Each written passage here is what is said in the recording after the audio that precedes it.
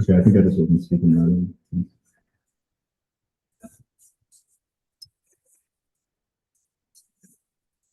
Okay, we're going to go ahead and get started. Grab a seat. Thank you very much. Very impressed. People are sitting in the front row. Usually have to tell people to move forward, so appreciate that. And appreciate that we had to drag in some new chairs at the last minute. So thank you all for coming.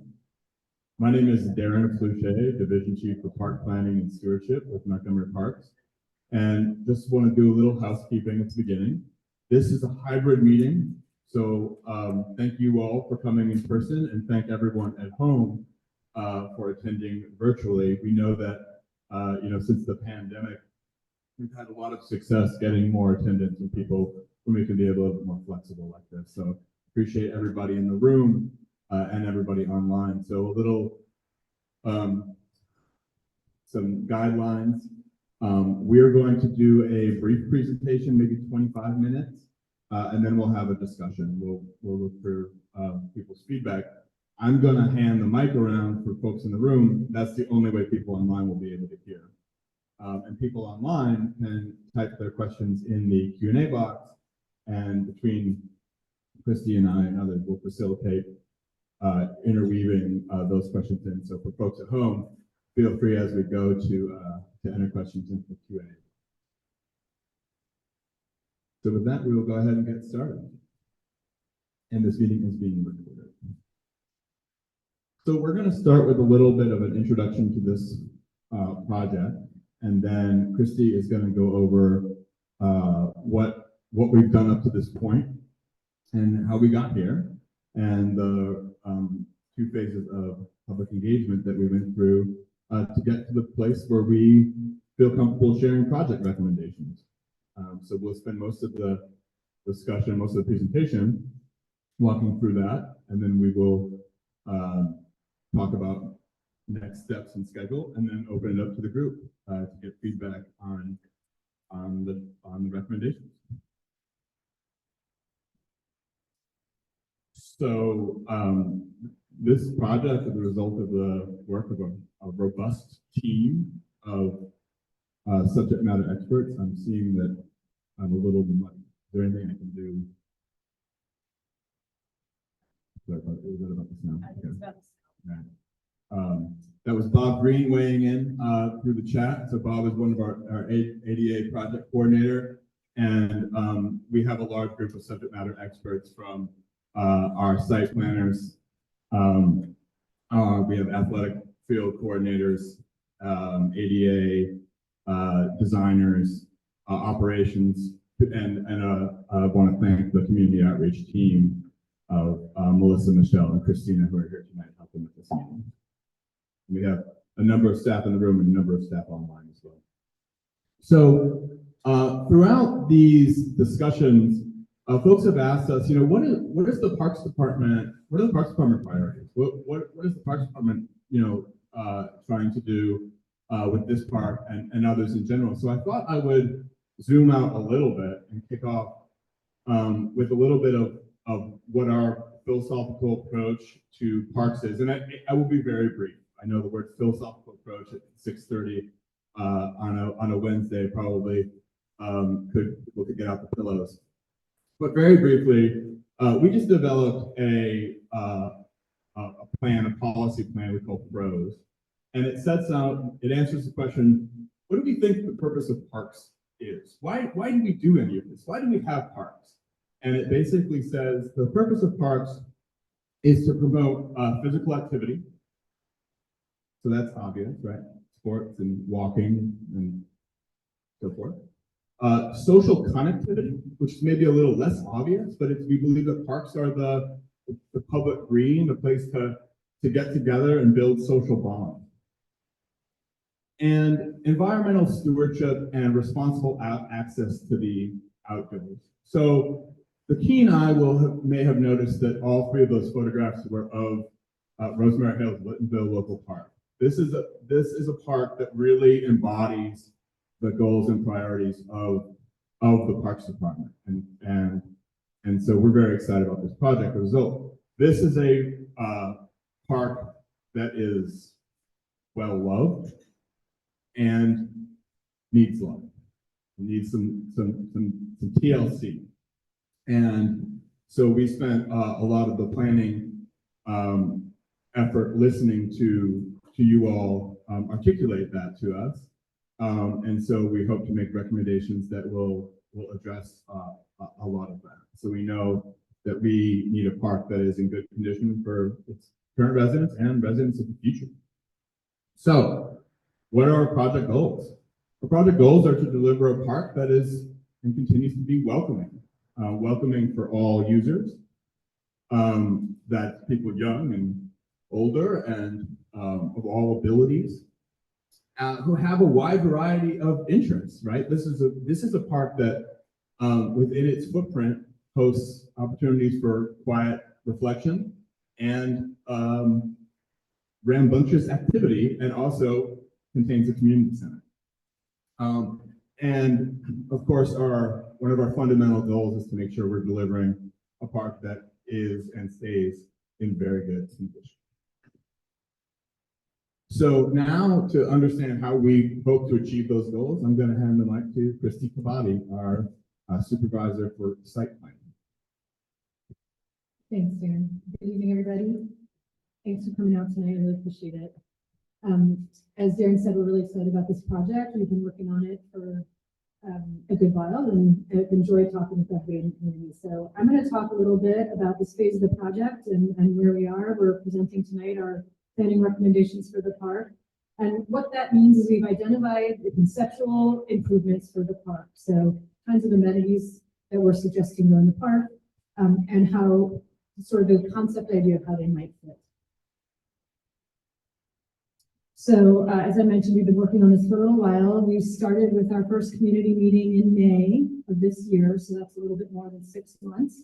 We met in this very room and had a conversation with everybody. We learned a lot about the park and how you use the park and how you want to use the park and what some of the particularly maintenance and condition issues were, and that was really helpful to us. Then we went on a site walk together, and during those two initial phases of the engagement, we put out some surveys online for people to fill out. And thanks to all of you and your good word of mouth marketing, for lack of a better word, we heard from almost 300 people in those surveys who gave us a good idea for what kinds of things were interesting and important in the park. From there, we recognized that, while we reached 300 people, we didn't reach a large part of the population who actually use the park and live near the park in the multifamily housing that's all around the park. So we came back for phase 2 of public engagement, where we worked with Brook and Story, which is an outside consultant that helped us really hone in on good engagement and ways to do that creatively with the apartment communities around the park. We had a really good time in phase 2. We did pop-up events. There was a lot of energy. We were able to work with a lot of kids in that part of the engagement. That was fun. We also did data analysis and public input analysis from the first part of our engagement and this engagement. We talked with elected officials and then developed our planning recommendations. And so tonight, here we are, December 2023, presenting our recommendations. From here, we'll go into design and permitting and the phase construction of the project elements. And our plan is to keep you updated on the website through that process. But I want to tell you a little bit more about the community engagement we did, because it was pretty unique and exciting for us, and gave us a good idea for how to move forward on this project. So as I mentioned, we did phase 1 right here in this room. We did a walk and just had some really great engagement here, lots of interest. And then in phase 2, my picture got moved. But in phase 2, you can see it was a sort of different vibe, a lot of fun outdoor during the day pop-up events where we had boards of amenities that people could put stickers on, they could put sticky notes on things, they could talk to us. And we went to all of these places to do that. So we came to National Night Out in August. We went to Friendly Gardens, Claridge House, Paddington Square. We did a park pop-up in the park over Labor Day weekend, and went to Longwood as well. And pretty interesting demographic results in those two different phases of engagement. It's hard to read the words, I know, but this green color up here is the white population, and this color here, it's like a beige color, is Black or African American. So you can see those are our two majority demographics. Our first phase is mostly white, and our second phase is mostly African American. We talked to 250 people in phase 2 at all of these different events. The total number of participants who actually wrote their name on a sheet and wrote their race and ethnicity was 40 people. So I want to be clear about that. And when you're looking at these, that it's not exactly apples to apples, but it shows you that, you know, the range of diversity that the people we talked to. So from all of this engagement, you know, we started to hone in on the areas of agreement where we really started to understand what was important to everybody. And that's where we kind of focused our energies. And so I wanted to talk about that in particular. So we heard loud and clear that the soccer field and playing soccer in the park is really important to everybody in the community. And so that will be an area of focus. Nature, strolling and walking pets. The meadow is much beloved. We heard a lot about the walking paths and how people enjoy the interaction with the outdoors that they get in these areas. People were really interested in more recreational and activity options. They actually talked a lot about programming, so that may be something that we can coordinate with Rec on. And it's fun to hear how people want to use the park. You know, we heard about yoga and more outdoor programs and things that people can do together outside. We also heard that shade, picnic pavilions, grilling outside together, being together, having a meal was important to people, and gathering. Park stewardship came up a lot. One of the things we heard was there's a lot of trash in the park. And you know, there are the maintenance concerns in the park, and we heard that loud and clear as well. Last time, Todd Holmes, one of our maintenance leads, came and talked to us about how we might be able to improve. But the other thing we know is when you deliver a park that's improved to a community, they tend to be better stewards of the park as well. So we're looking forward to that. And one thing we heard, especially from kids, that was also loud and clear, came out at the top of the list, was a drinking fountain. So with that, as Darren said, we'll be presenting recommendations kind of based on those areas of agreement. So these are the existing conditions of the park. I just wanted to remind everybody from a plan view. So if you're looking from the top down, this is what you would see. So with the soccer field right in the middle, the diamond field or baseball, softball field, the small playground on Linear Drive. I know folks online can't see, but I'm just going to point it out. We're calling this a small playground at Linear Drive. The larger playground at the community center is adjacent to the community center and parking area up there, just to orient you. So here are our recommendations for renovation. So again, soccer was really popular, interesting to all of the people we talked to. So we'll be making field improvements. You may have noticed, in fact, that the softball fields have already started to be improved, and that project is almost completed. We'll be coming back to the soccer field. We'll be providing a new picnic shelter, which on this plan is south of the community center and next to the soccer field. And we'll be doing pathway improvements. I'll talk a little bit more in detail about each of these things in a minute.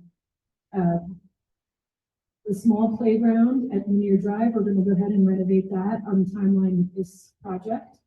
We'll be doing some tree planting in the park before the spring. And there will be some tree care. We made some recommendations about what should happen to some existing trees in the park. We'll be doing a courtside parking area reconfiguration. So the courtside parking area is the one right up next to Lyttonsville Road, where the courts are currently. And then the other one is called the Community Center Parking Area, again, just to orient you about what we're talking about. And then we'll be also reconfiguring the court area. So just to dive in a little bit deeper for the soccer field, if you have specific questions about this, Carl Weber, our athletic field coordinator, is here tonight and can answer those questions. But we'll be grading the field for proper drainage, which we heard was a problem. We'll be adding new topsoil and soil amendments, installing new sod, and allowing time for establishment of the field. And then for the diamond field, as I mentioned, this work is already underway and is almost complete. We're going to expand the infield to accommodate 60-foot bases and grade the field again for improved drainage and install new sod around the infield so there won't be those height differences between sand and the sod that you may have seen. Okay, the picnic shelter, we're going to provide a covered shelter in this area next to the soccer field. And we're going to add accessible, everything's going to be accessible around the picnic shelter. We're going to add grills and ash containers for the grills. We'll be increasing the number of trash cans around that shelter in particular to allow for better maintenance. So currently the picnic tables are underneath the trees that are between the two fields. And it's difficult for our maintenance workers to get out there because there's no big path or vehicular route. So this will hopefully concentrate the food and drinking activity in near the picnic area. We'll be able to provide more trash cans so that our maintenance folks can come and take care of that. This trash receptacles a little bit more easily. Okay, and then the pathway recommendations. Again, I mentioned that pathway is really important to the community. We heard that loud and clear as well. We're going to be renovating the loop trail to meet U.S. Access Board outdoor trail standards. And we do have Bob Green, our ADA manager, online today. So if we have questions about that, we can ask him, and it'll be a little bit of like telephone, but we'll be able to answer those questions.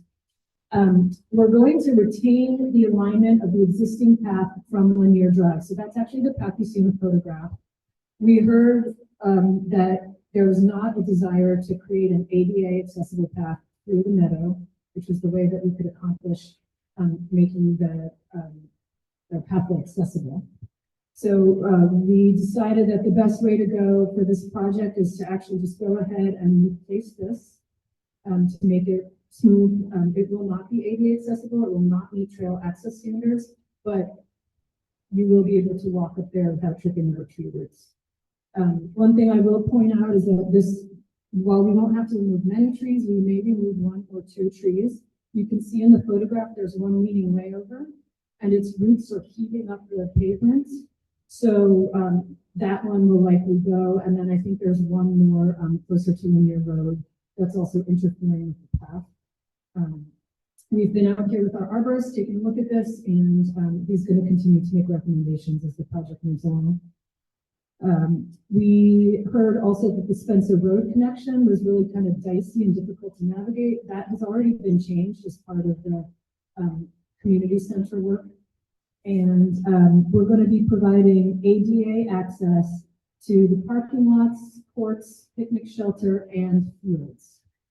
So somebody in a wheelchair or with mobility issues will be able to access all of those amenities with the ADA specifications. And then we know that there are some existing empty bench pads in the park, and we'll be recommending putting benches on those, and then also potentially adding some more seating as appropriate around the pathway. Okay, we also recognize that what's called the tot lot, or the small playground, again, near Lanier Drive, was ready for an upgrade. This is that particular playground in question, and we'll be working on that, which will include refreshing the design, including stormwater management. Our goal will be to preserve as many trees as possible around the playground for shade. We also think that's important in the playgrounds for community members. Okay, now we're going to get to the amenities where there are some changes. and go into a little bit deeper on these. So at the court area, and before I even launch into anything, I just want to tell you this drawing was really made to make sure that this is feasible. It's not the final design. So things could move around, but it's to give you an idea of, what one layout could be. So we're going to improve and keep both existing tennis courts. We're going to add 2 full basketball courts. We'll be adding a drinking fountain. I've heard all the community feedback we heard about that. We also heard it kind of emerged as a really popular amenity, fitness area. And we did go back and forth on the idea of having stations around the pathway versus having a centralized fitness area. And sort of the current trends in park design and the project scope made this the best option, but we did consider that. So we'll be providing some fitness equipment for outdoors, which could also, potentially be usable by the rec center if there's any outdoor boot camp class or anything like that. And then depending on budget and how things go with the project, we're also recommending adding lighting to the courts. The parking lot is already lit. So we'll see how that goes. Okay, so here's an example. Oh, you know what? I don't think I said did I say we're gonna provide a soccer court? I skipped right over that one, excuse me. So the big new amenity in this area will be a soccer court and a fitness area. And this is what a soccer court looks like. This is at Silver Spring Intermediate Park in Tacoma Park, Silver Spring area, if you're interested in going to take a look at this. This was installed a couple of years ago and has been a really popular amenity in that park. And then these are some different examples of fitness areas and the kind of equipment that could go in a fitness area that we're talking about, the scale that we're talking about. It's going to be a small area, but could offer some interesting opportunities. The example at the bottom right is also a local example. That's at Wheaton Regional Park. Again, in case you want to go check out what that might look like. So I'm going to go a little bit into the reasons why we made these recommendations, so that you can understand the kind of investigation we did and how we came to our conclusions. So we put cameras out here to look at the court play and see what people were doing and how often the courts were used. We analyzed 816 photos over 2 weeks in May. That's in 15-minute increments. So we actually went through and looked at each one of these photographs and made a determination about what kinds of activities that people were doing in the photos. So the photo data showed that the courts are used 44% of the time during daylight hours. It's a lot of usage. Tennis was the most used, followed by basketball. And then we also saw people playing soccer, biking, dog walking, and doing fitness activities on the courts. And we're recommending court lighting because 85% of the respondents we asked about court lighting said that they wanted, which would extend the hours of the courts past, like, for example, tonight it was dark at 1, a little before 5. We did observe some nighttime play on these courts, and people were just trying to do things in the dark. And then our soccer court recommendation really stems from the super high interest in soccer we heard from everybody, and the poor condition of the soccer field, and also the corner of the softball field, which indicates that there's a lot of walk-on play. I didn't include it in this presentation, but Carl and his team did an in-depth analysis of the permitting and the walk-on and unpermitted play on the fields to also understand a little bit better why the wear is the way it is.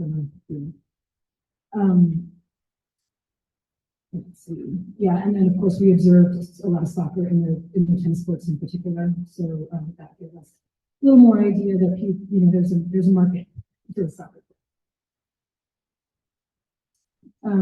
And not to go too far into depth, but I know that there are several people interested in how we make these choices. And so this is a level of service diagram showing tennis in particular and how we look at tennis. So you see Rosemary Hills-Lyttonsville Local Park in the very center of this drawing, the map, and around it is a blue shape. That inside that blue shape is the walk shed, so a 10-minute walk to the park. You can see around that walk shed, there are no opportunities for tennis. So the opportunities for tennis are depicted in blue. Those people in the wider areas can't walk in 10 minutes to a tennis court. But you can also see there's a dotted line. It's probably very faint. I'm going to point it out for the people in the room. It's this line here. That's our bike shed. And Darren, what's the distance, the bike shed distance? I'm not remembering. Right? So that is where somebody can comfortably ride their bike from that border to the tennis courts. And again, you see that, Rosemary Hills serves an important picture.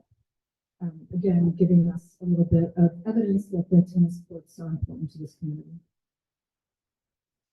And then, as I mentioned, we went through all these photographs. We did analyze how people were using the courts. The yellow pie chart is tennis court use. So again, this is during daylight hours only. The tennis court was used 30% of the time during daylight hours. Basketball court was used 14% of the time. Those seem like small numbers, but that's actually, if you imagine that people are in May, people are working, kids are in school during the majority of the daylight hours. So that's a lot of use. And then we also looked at activity type during the occupied court time. So when somebody was actually, like when one person was on the court, these are the things that were happening. So you can see on the right, it says tennis one court at 47%. And on the left in the gray pie, it says tennis both courts at 11%. So that tells us that 58% of the time that at least one person was on the court there was in tennis courts. You can see basketball was a big one too, and then soccer was our next biggest in the yellow. Similarly, we did a study of the parking lot because in order to fit in a new amenity, we needed to make sure that if we were going to reconfigure the parking lot to be more efficient and use a few spots, that was the right choice. So we are planning to reconfigure this parking lot shown, the Flipside parking lot next to Lyttonsville Road, to reduce spaces from 58 spaces in this area to 40. But we're not going to touch at all or reconfigure the lot next to the community center. So the total parking will still be 85% of the existing parking. That will include accessible spaces, stormwater management. We'll be relocating the dumpster in coordination with the community center, and modernizing the existing lighting. And again, I will not be making any changes to the parking lot at the community center, with the exception of potentially adding an enclosure for the porta potty. Okay, and again, we analyzed photographs of this lower lot. We analyzed, in this case, we did it for 3 weeks. We analyzed more than 1,000 photographs. And what that data showed us is that 40% of the time during daylight hours, 40% of the time there was not a single car in the lot, not one. Then during the time the parking lot was occupied with at least one car, it was only used at 7% of its full capacity. So that's an average, but pretty telling. And then the largest event during the study period filled the lot to 80% of capacity. So there was still 20% of the parking lot not being used in the biggest event during the study period. And this is just to show that in a chart form. This is the study period. You can see, or you may not be able to see, so I'm going to talk about it a little bit, but the chart only goes up to 35%. The largest usage was on a Sunday on May 21st, and the average daily capacity on that day is just over 30%. So during the event that happened that made that day such a popular day, The lot was 75 to 80% full between 3 p.m. and 4:30 p.m. The rest of the day, it was not full really at all, and so that led to the 30% average on that day. But you can see from the chart that, you know, the average is really low. It's less than 10%, which made the case for us that we could reconfigure the parking lot. Okay, now we're back to things that are don't require as much in-depth talking. So we'll be, as I mentioned, we'll be recommending tree protection for most of the trees during construction. There will be new trees planted at the playground next to the community center. And we heard that shade is really important. We're not going to be able to put shade on the playground itself in this project, but we will be planting trees around the playground to offer some respite. I think we have 5 large trees planned for that area that will go in this spring. They told me between now and April they'll go in. We'll be removing trees, as I mentioned, along the path to Grenier Drive, the trees that are heaving the path or trees that are in footpath. There are just a few of those. And then our park police asked us if we could limb up the trees between the soccer field and the diamond field for improved visibility in that area, both for park users and for our patrol. Operations recommendations. So I've mentioned this before, more trash cans near the picnic area, moving the picnic tables to a central location that's very welcoming for people to use, and then providing an enclosure for the porta potty. Park police will also be considering security cameras in the shelter. They don't monitor those footage.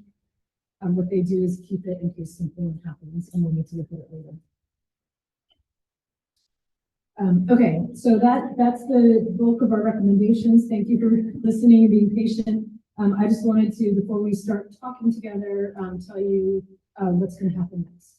So as I mentioned, the diamond field infield renovations are nearing completion right now as we speak, and they'll be done before the holidays and the new year.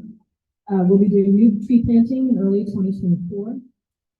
During the time period from 2024 to 2026, we'll be doing design and permitting for the projects. And in early 2025, we'll be coming back to do the soccer field renovations, which will be a large project. And again, if you have questions about specifics, Carl's here to answer those. Then we're aiming for construction for the courts, the parking lot, the small playground, picnic shelter, and path improvements for 2026, 2027 time period. So our design and permitting takes a good amount of time to get through all that stuff, and then we'll come get to the park as soon as we can once we complete that work. So Darren and I are in park planning, and we have some representatives here from our design group too, Tricia McManus, who will be taking the project on, and Lori Moore is online tonight, but they'll be taking the project from here. So we wanted you to be sure you got to see them and learn about the process. And our anticipated project budget is about $1.5 million to $2 million. As we've mentioned during this process, we did receive a bond bill for $800,000, and our park CIP will be funding the rest of the project. And so as we get into detailed design, that budget number will get honed down and we'll understand better exactly what it is. So with that, I'm done talking to you, and you guys can talk to us. Okay, great. I'm going to just go back to this so that you can see the plan while we're talking. You know, we're really looking forward to hearing what you have to say tonight. And then if you have additional comments, you can go ahead and email me, and you will get my email address out somehow. I'm sorry for the presentation tonight, but if you'd like to say something beyond tonight, or if you think of something another day. But I'm going to hand it back over to Jim. Thanks, everybody.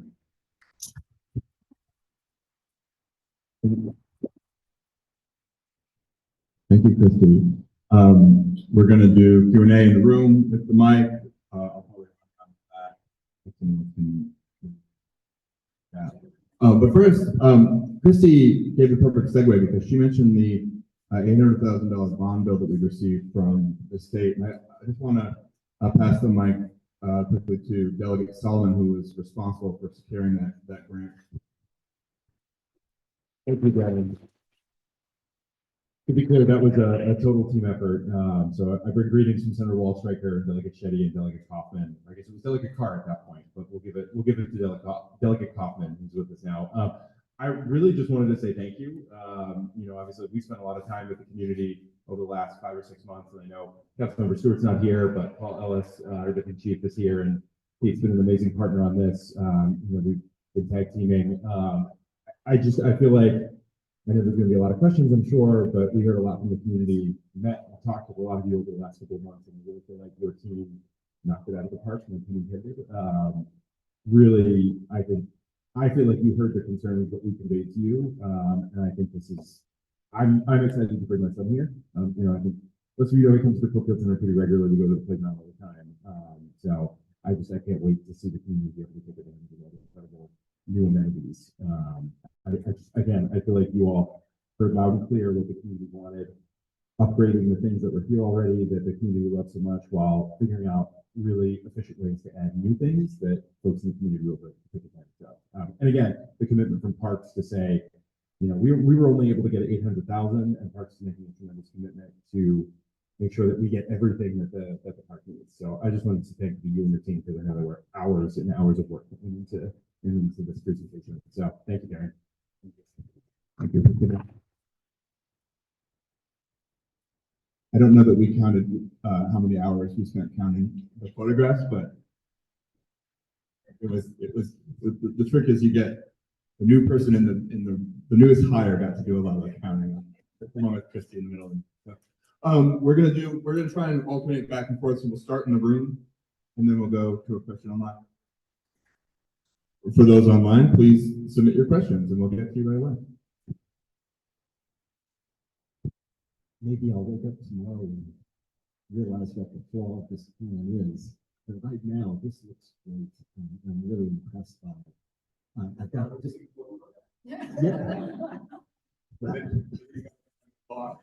yeah. Tomorrow maybe. Just a couple of kind of niggling little points. The lighting on the courts. I've seen some lights that just shine all over the place. Will this be improved lighting? So thank you for the question. Lighting technology has evolved a lot, Carl. I don't know if you want to jump in on dark sky stuff. This will be very targeted lighting. Lighting technology has really improved. We are committed to dark sky initiative lighting, which is really targeted. Do you want to say anything more on that? Yeah, that covers it, but we're very, like you said, committed to dark skies initiative lighting. That's very directed, and it doesn't affect surrounding communities, doesn't affect surrounding wildlife. So we will use the best we can find and for that to make sure that it's very limited light radiation. And the technology is really amazing. You can be like standing from here to that wall, and it's completely different light. Yeah, it's definitely very down. I don't know how late that goes. How late at night? Normally we do till 11. Can you answer? Yeah. Normally we do to 11, but I think that's a detail we haven't necessarily worked out yet. I was just for repeat. Second thing is, if you're looking to save some money, that path that runs to the west of the diamond field, I haven't really seen much need for that. I don't know what you guys saw, but it looks like not a whole lot of path. People walk that way. Sorry, are you talking about the orange path there? Yeah. So this is for accessibility. To the path. So part of the funding will come through the CIP. When is that going to be up in front of the council? That's for you. Yeah, great question was, when can I come advocate for the park CIP budget? No, so as it happens, this project's a little different than the other Lyttonsville Park that you're familiar with, which is a standalone project. I hear myself going into the weeds. So the big picture is this project will be funded through level of effort funding, existing funds that we have discretion for.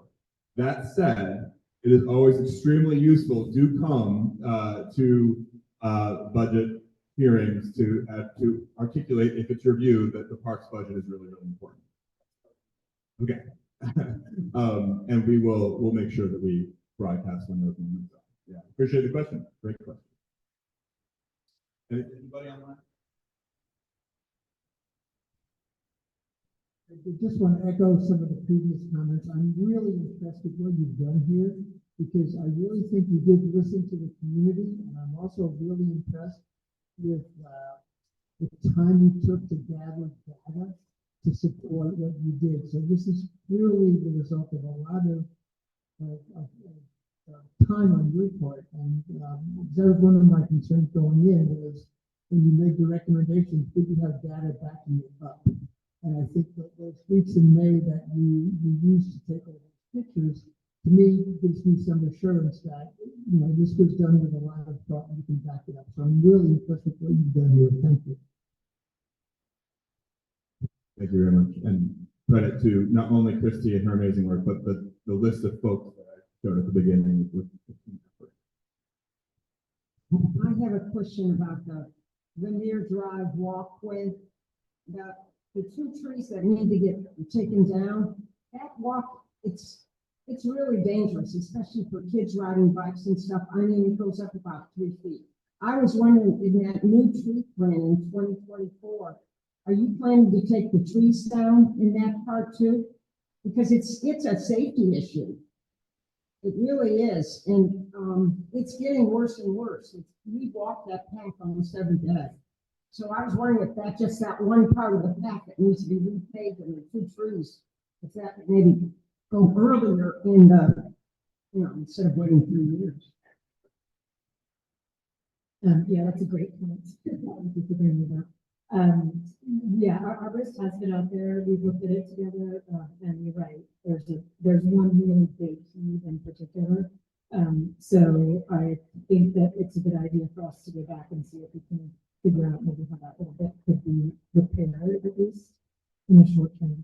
We'll have to get back to you on that. But the plan right now is for that all to happen in summer of the project.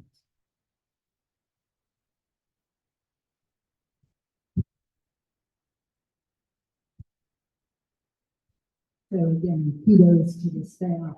And I had another tweet question. We've had a lot of trouble in the park over the last decade or so. Like the trees came down and the trees came down. And I was just wondering if your arborist has sort of taken a holistic look at the whole park and what things might be in danger in the near future. Yeah. So the question was, there are several tree varieties that have come down, and what are we doing to take a holistic look of the tree inventory in the park? I've had a lot of conversations with Andy Driscoll, who is our arborist, about this, and to answer sort of holistically, we have in our urbanized areas, we have an inventory of our various tree species. We have 25% of our species are particular trees. I think it's white oak, white ash, and we'll go with white oak. I'm blanking on it, to be honest with you, but it's 25% of one species, and our target is no more than 5% of that species.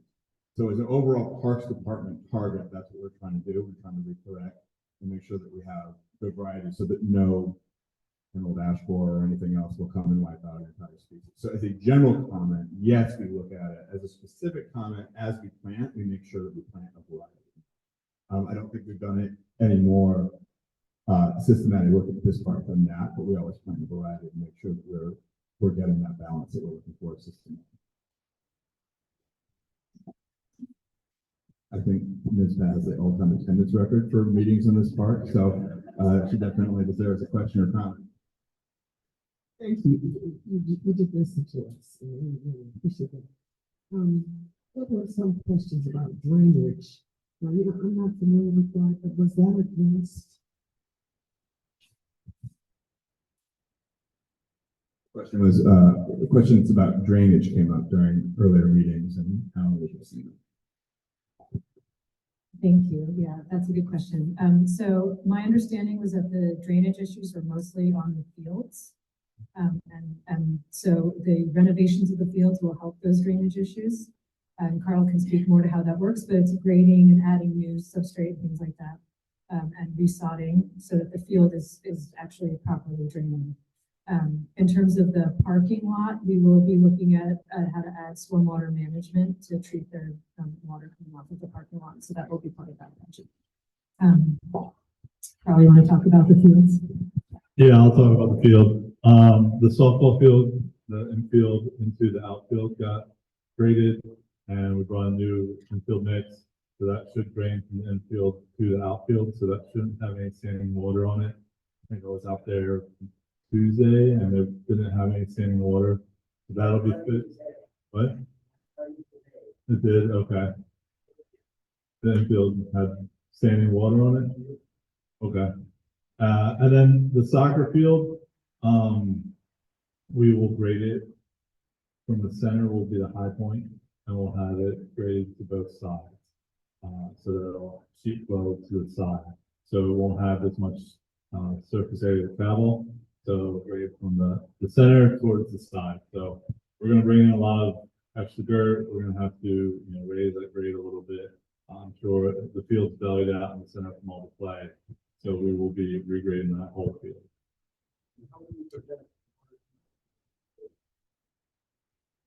So we will grade it so that it sheet flows off of it, and then that will be something that we'll yes. Yeah. So roll mounts wear out over time. That field hasn't been renovated, and I've been in park for 10 years, and before it's been 20 or 30 before that. Yeah. So obviously we now have an athletic field renovation team. We now have dedicated CIP money for athletic fields. So we're working on reducing the time difference from when we renovate a field to when we come back to the field. So we will grade it so that it sheet flows off. It will be flush when we start. Obviously, at the time, it will be a blow mouth, but our athletic field renovation team can do small blow mouth renovation. So that should happen more frequently. Yeah, hi, I just wanted to echo the sentiments from the speakers and thank Christy and the entire team. You spent an enormous amount of time on this, you spent time with us, community, and listen and dialogue with us, and really, really appreciate this proposal.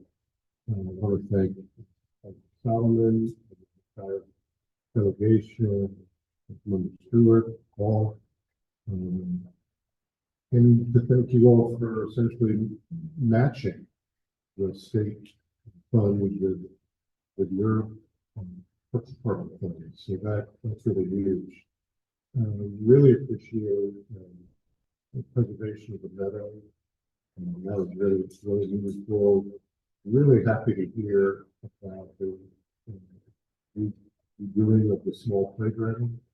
I think that for the little families and children, it's going to be incredibly appreciated in the discussion of shade and so forth.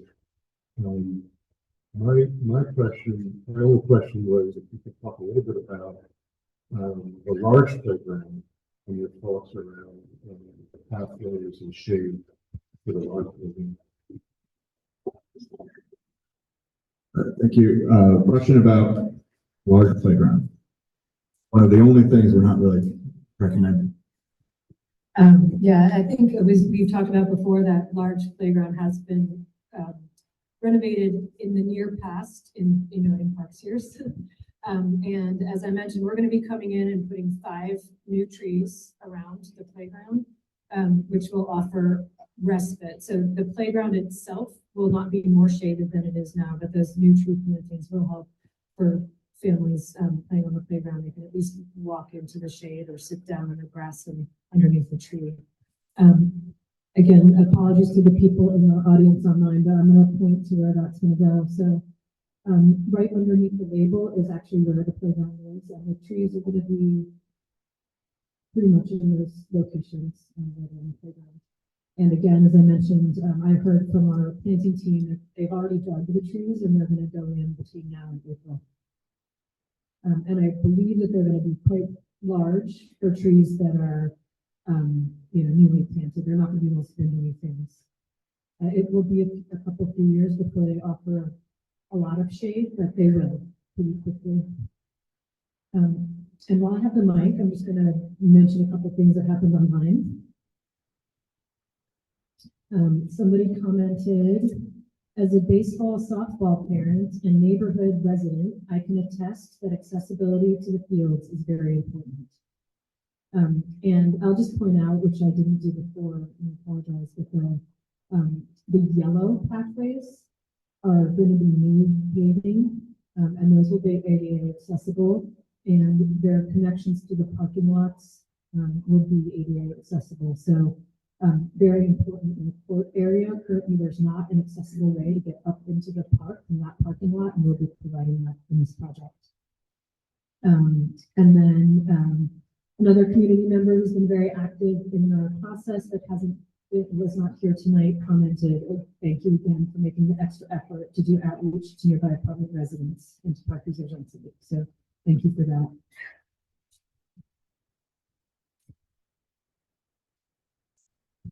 What do you want?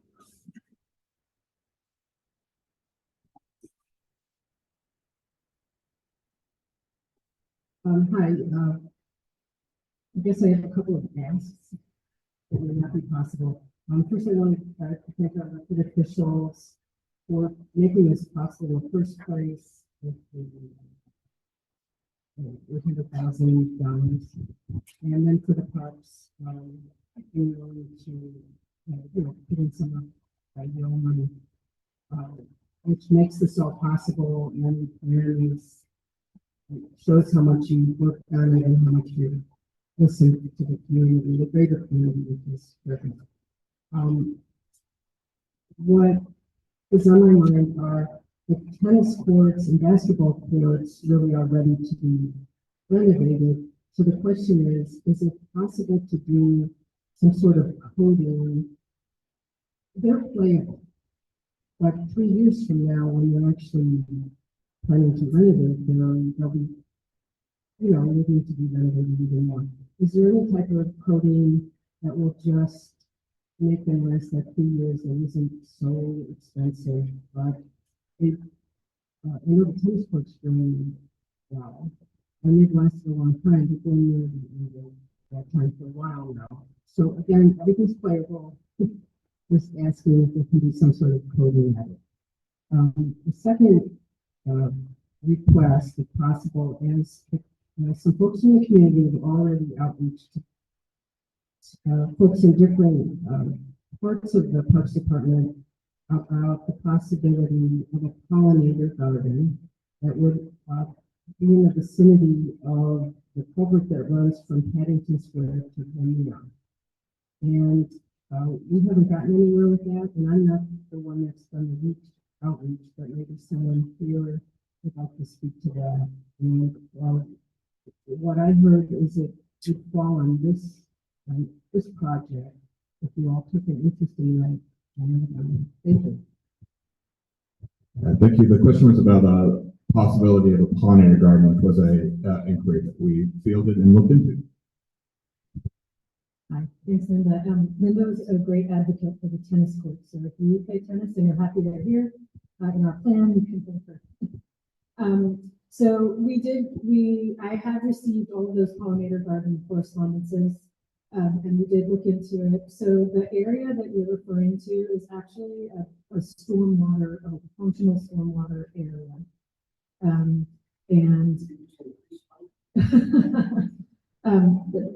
it's actually shady in parts of it, and so not really appropriate for a pollinator garden. We did have our natural resources supervisor, I'm sure this title, he came out with his staff and looked at where they could potentially put pollinator garden and did give us some suggestions. That area was unfortunately infeasible for our parks criteria for a pollinator garden. And, you know, some of his suggestions were a softball field.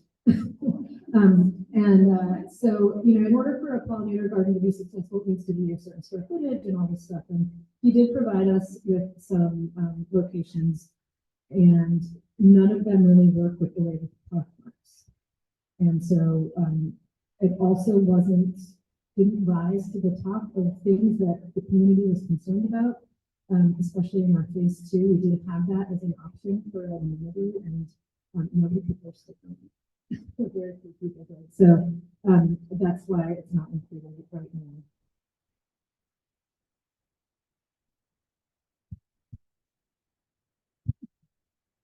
Thank you for those detailed investigations.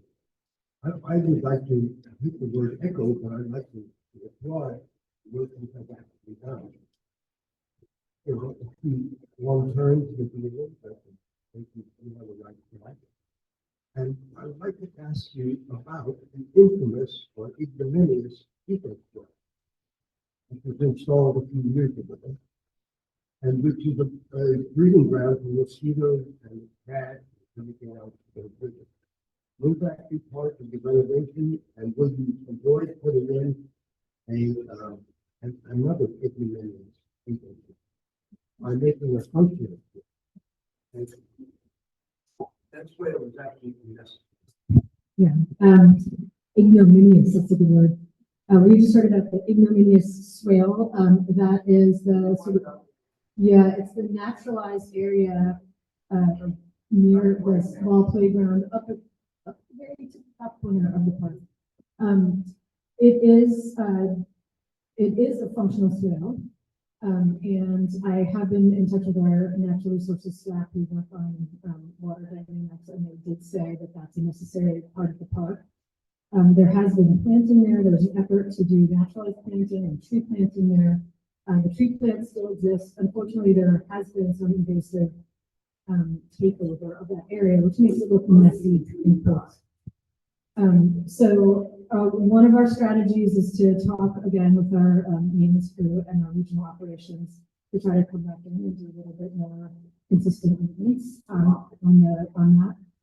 But that's going to be an ongoing project. It's a tough spot, and it's not going to be fixed probably in the way that you're thinking as part of this project. But we are going to continue to work on it because it's become into our awareness with this project.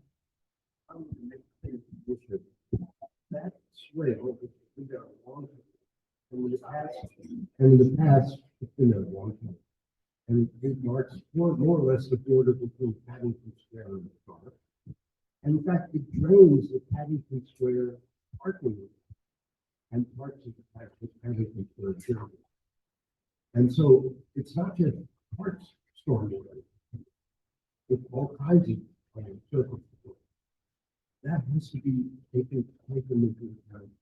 And basically, we don't want a mosquito area next to the playground, much less the trail. It's not just looks and smells, it's a trash heap. So to say that you did something good, they tried it, it failed, learn from failure and do it right and make it part of this project. So we can get it out of our minds and make it into a future success. And I'd like to add that there are other parts of the park which need much better stormwater management and drainage. The drainage underneath the small playground is very elaborate, and it works right now under the small playground. However, it was done without consulting the maintenance folks, who had a terrible time mowing and cleaning that area because there are pumps and pumps, rains all over the place, and their machines don't work. And they are the ones who complain the most about that improvement. So I suggest you get in touch with the maintenance and fix the stormwater underground installations and pumps. Thanks for those comments.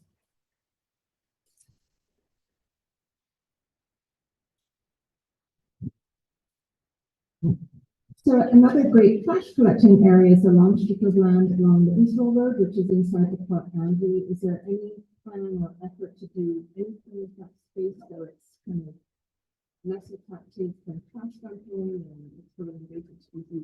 I've never seen, other than they didn't roll a great sign, and live up to the sign, but I haven't ever seen any kind of plan or effort to make that look landscape and artful.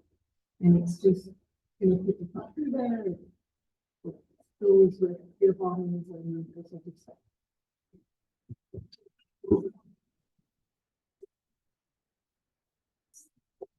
Thank you. The question was about the, sort of, it's not on this plan, the long strip of land adjacent to the Lyttonsville Road. Did I understand that correctly?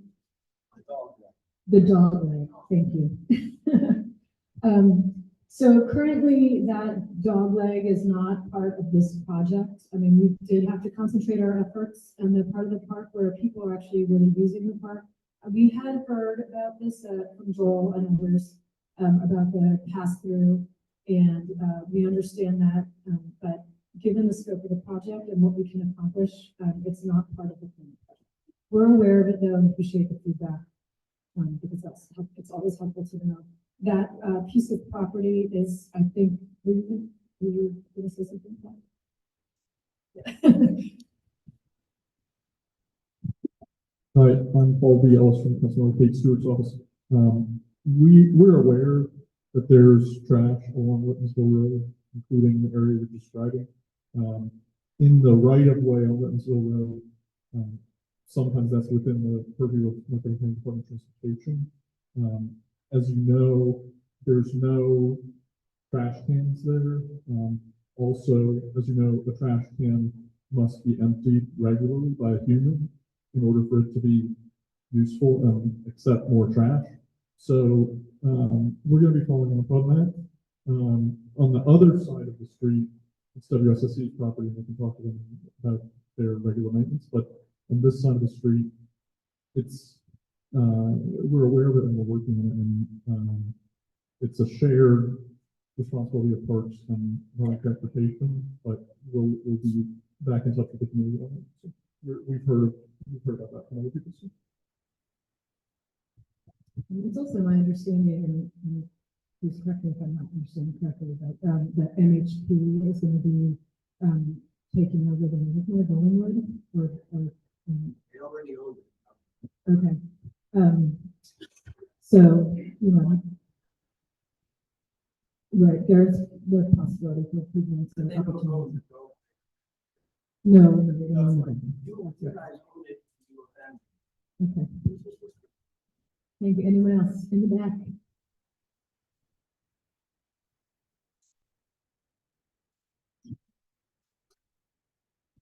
I just want to echo again a big thank you. I feel that we've come a long, long way from the beginning of this project. I think there's been a lot of dialogue. I really want to also thank you for making the effort to listen to what our residents' concerns, whether they were kids under the age of 7 or otherwise, but to make it effort, and I think it was a very, very welcoming, good faith. Thank yous to our elected officials, repeated over and over again, and I much appreciated. Thank you very much for listening. The other part was a very important for people for Lyttonsville Park. Was such a positive effort from ongoing. This was the job and has been very thank you very much. Yeah, thank you. We public meetings, and this is an important public meeting, but I just want to comment on that comment real quick. Is that the additional outreach we did to the apartment building? That was really important to us because we want to make sure that we're hearing from everybody, and not everybody comes to the public meeting at 6:30 on December evening or January evening, right? And so this was a particular financial investment that the Parks Department made to do that, to hire the consultant. That's not always going to be replicable, but we're always looking for alternate ways to be out in the community, hear from the community early. I mean, I'll tell you, we've learned Christine and I have had many conversations about how this process has gone, and we're already applying lessons from it to other projects. And so thank you for that.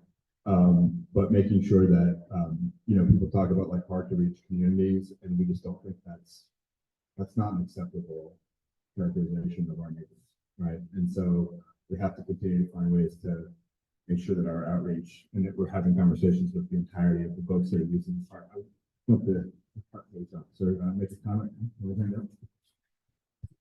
Everybody hear me all right? Hey, I'm Officer Keelbig, Montgomery County Park Police. You guys most likely see me after dark, just riding around with my lights on, blinding half of you as you're walking on the trail, and I'm like, oh, okay, you're okay. You're not up to no good? Cool, have a good one. So first, I just want to say, amazing. All this work is just fantastic. Thank you guys so much for all the time and effort you seriously put into every single step of this process. I want to thank all the community members for coming here today. You guys took time out of your day to come together and really make something happen. And me personally, I think that's phenomenal. And then I just wanted to also touch upon, thank you guys for keeping the idea of cameras at the new picnic pavilion, like on the table, because seriously, after dark, that's like the #1 spot where I find people.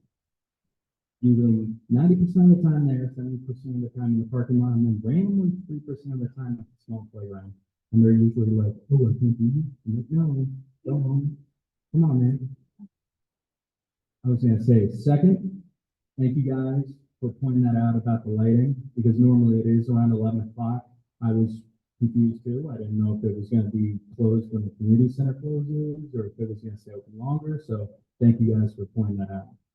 Last thing I just wanted to touch on is I'm still going to be able to ride around and patrol on that trail, right? Vehicle? Yeah.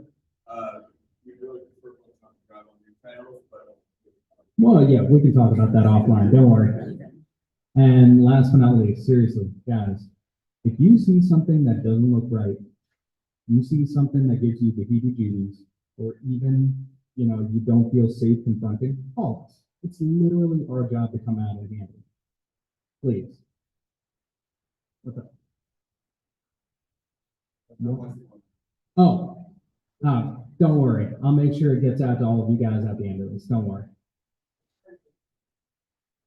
There are plenty of signs in the park. Okay, I got you. All right, I'll hand it back to them. I got that. That happen every day?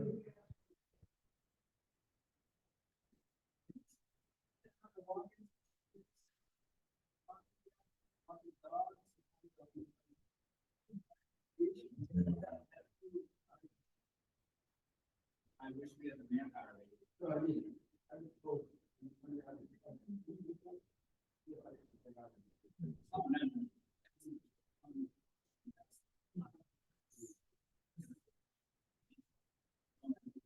I think I saw first on hand. To follow up that part, please, in case he's got a pen, the number is 301-949-8010. Again, 301-949-8010. And of course, it is emergency call 911. One more time. Okay. One more time, 301-949-8010. Park Police.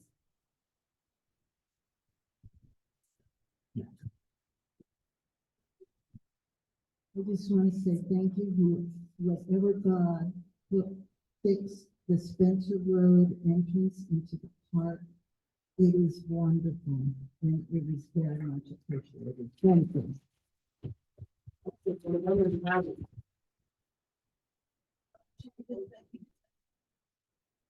Yeah, Parks did do Spencer Road. I'm gonna give the credit there to Bob Green, our ADA manager, who's listening in. So thanks, Bob. The comment was that Spencer Road, connection is very much appreciated. And thank you for that. I'm glad to hear it.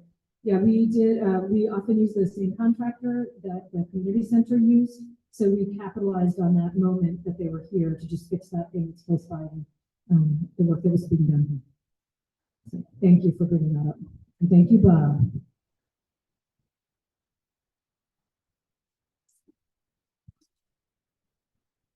Some people have asked, would there be at least two park benches? Question was, will there be at least 2 park benches in the park? And I'm seeing none. Yeah, there are 2. I believe there are currently 2 empty concrete pads waiting for benches, right? Am I correct about that?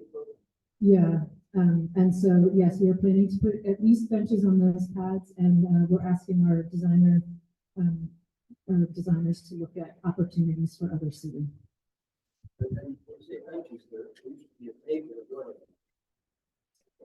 Like a game table?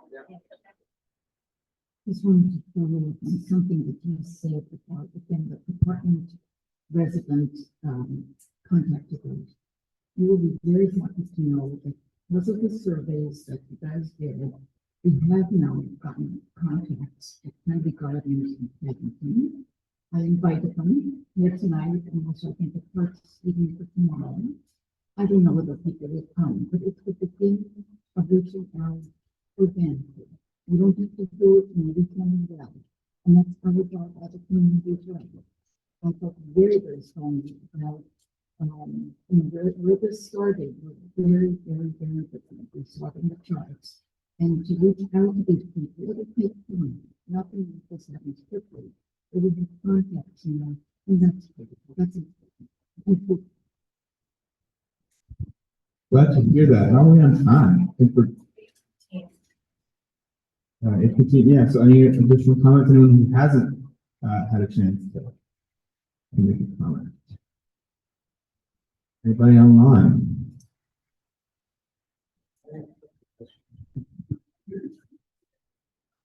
We did a good survey, we did cameras. But what strikes me is the lack of historical awareness.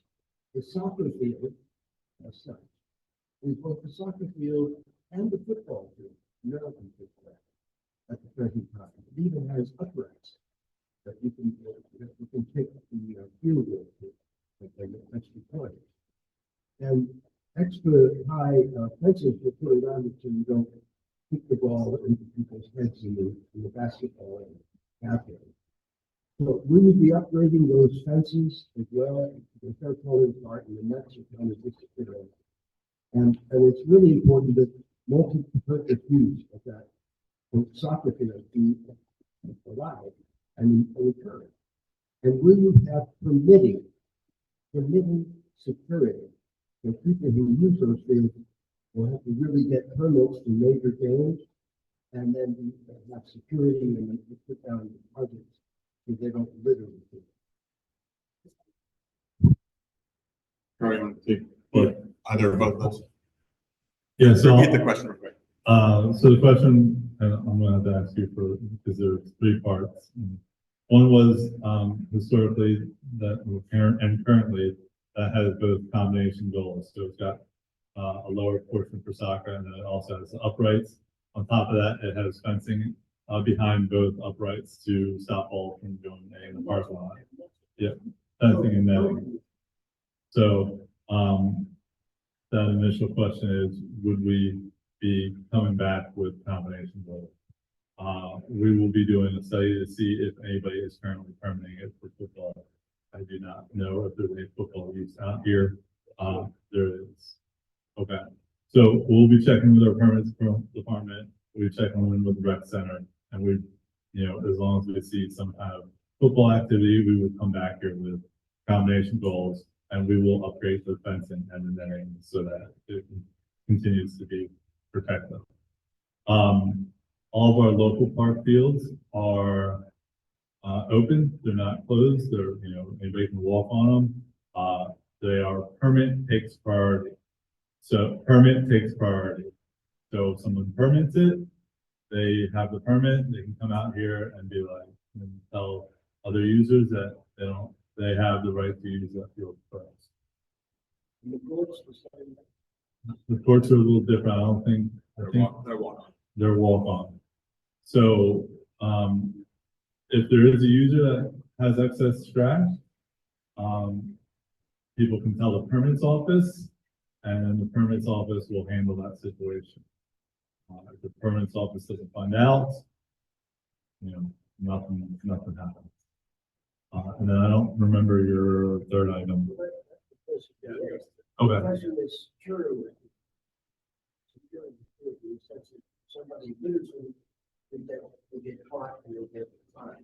Yeah, so we don't have anybody that goes around and checks fields after permits.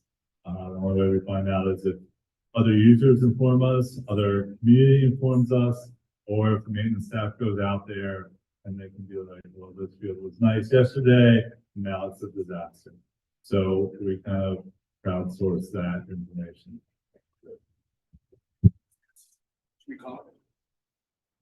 All right, I think that probably just about does it. Thank you all so much for coming. Great discussion. And for everybody online, thank you.